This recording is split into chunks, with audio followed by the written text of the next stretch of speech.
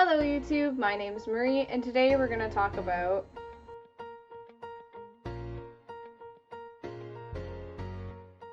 Meteor Garden.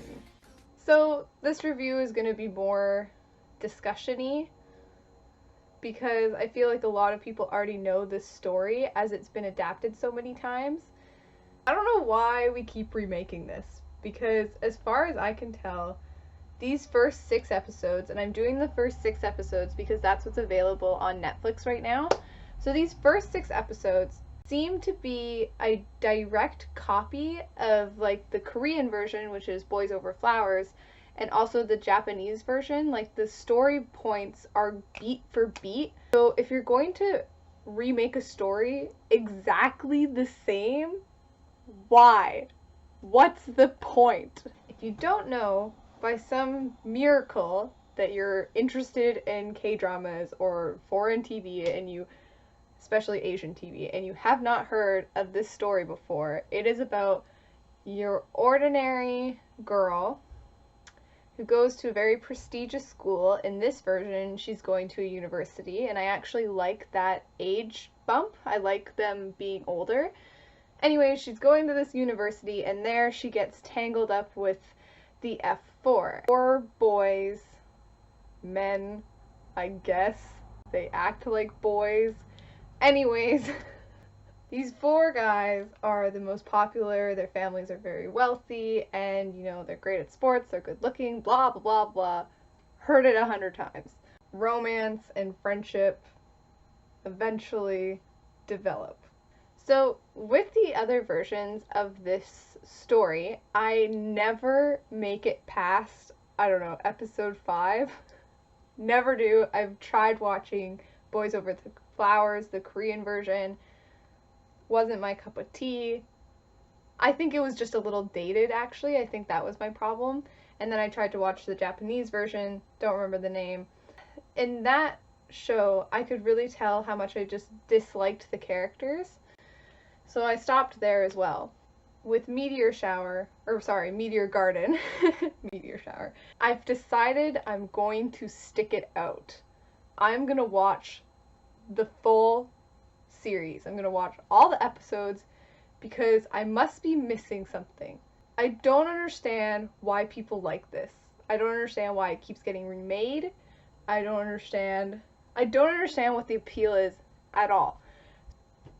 I'm gonna watch it all, so then I can make an informed opinion that's not just based off of the first handful of episodes. I'm in for a real treat. So first off, I actually like this leading lady, like our female lead in this version, the best out of all of them. I found her extremely relatable. Like right off the bat, I was drawn to her. I liked her look. I think her acting is great. I don't know, it's instant. Like I watched her on screen and I just liked her. I liked her more than the other versions of this character. Now, the group of boys, the F4, only 2 of them get significant screen time in this first bunch of episodes. I don't feel like there's much to say about the musician one. I find him very stiff.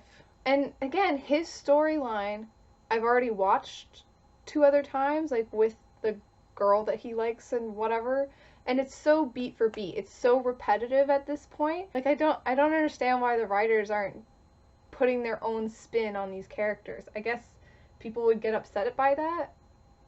I wouldn't. I guess I have no love for the original story, so I wouldn't be upset if they changed the characters.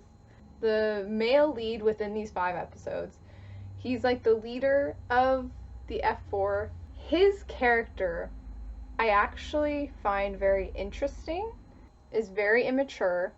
He doesn't know how to express his emotions properly and in a healthy adult manner. He reminds me of that little boy on the playground who doesn't know how to make friends with this girl or has a crush on this girl, so he goes and bugs her. He's the older version of, oh honey, he's picking on you because he likes you, and we all know that that's a load of...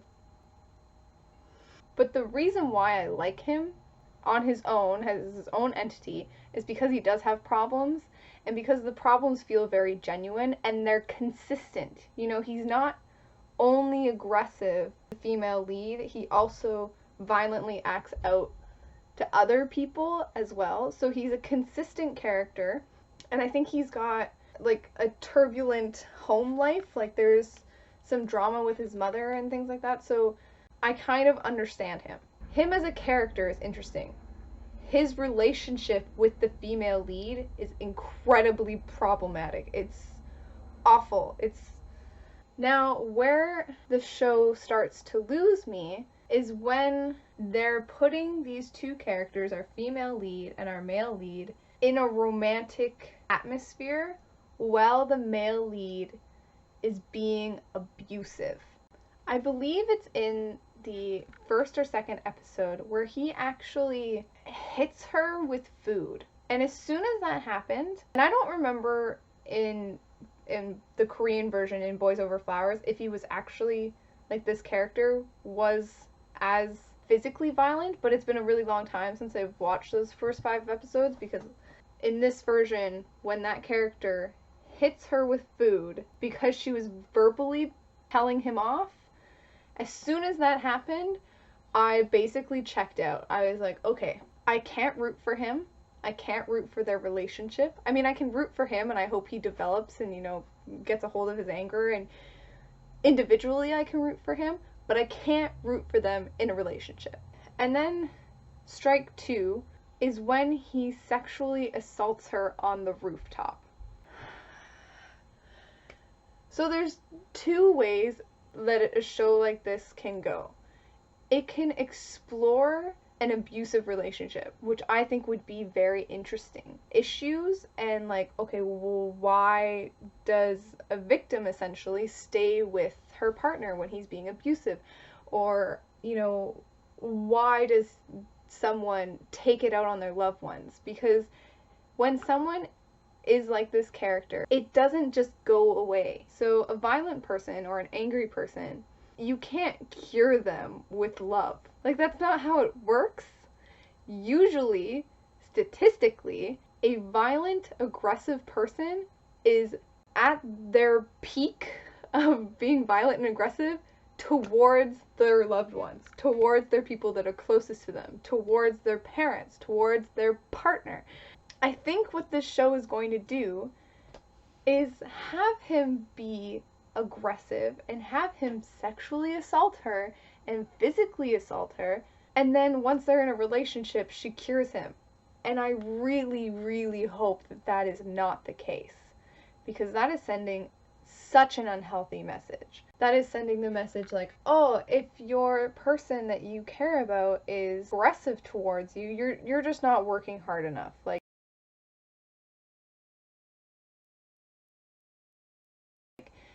you haven't cured him yet. You haven't fixed him. Like, the problem's on you, because look at this relationship. She was able to fix him, and and the reason why I think that they're going to go that route, that very unhealthy portrayal of a relationship and not an exploration of an abusive relationship, is because of the music choices.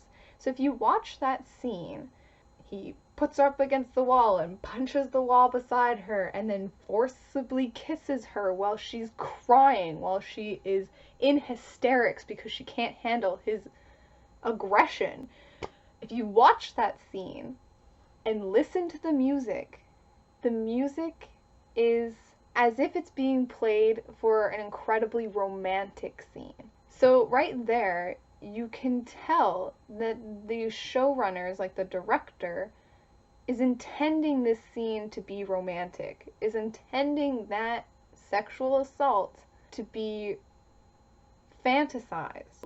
Okay, so let's flip this. So you watch that scene, and instead, there is music similar to how in the beginning of Moonshine and Valentine, if you've watched that show, you'll know in the beginning, when the female lead doesn't know or really understand the male lead, the music's creepy. It puts you on edge. You're not sure about him, and it's done really, really well. Now, if you put that music with that rooftop scene, automatically it's better, because it's not presenting this event as something to be romanticized. I know I've used that word a lot, but I can't think of anything else right now. So the music is really important because it's setting the stage and setting the atmosphere for what you're seeing.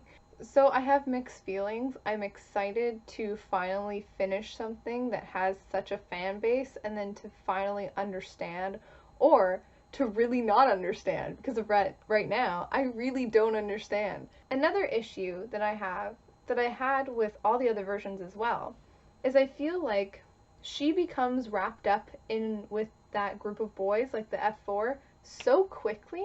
I would have much preferred a little bit more time to go by before she's, you know, being invited to parties and she's like an actual member of their group or whatever. Like, I don't understand it, to be honest. Like, they meet her and now all of a sudden she's so important to them and vice versa. Like, I just think it happens really quickly. So it makes everything else not really feel organic, except for the abusive relationship stuff, because, you know, it shows how, like, obsessed he became with her in such a short amount of time. Okay, so, in the end, what you really want to know is, should you watch this? And I'd say no, personally. But if you loved the other versions of this story and want to revisit, you know, your favorite characters or some other, or you want to see that great, healthy relationship again that you fantasize about, to re-experience it, I guess this could be a good way to do that without having to re-watch the other series. But if you are a newbie, kind of like me, skip it. This is not a good show. This is not a good representation of a relationship. And the pacing's kind of weird. Watch something else. Go watch, like, Are You Human 2? Because that's a great show. Anyways, have a good day. Have a good night. Bye.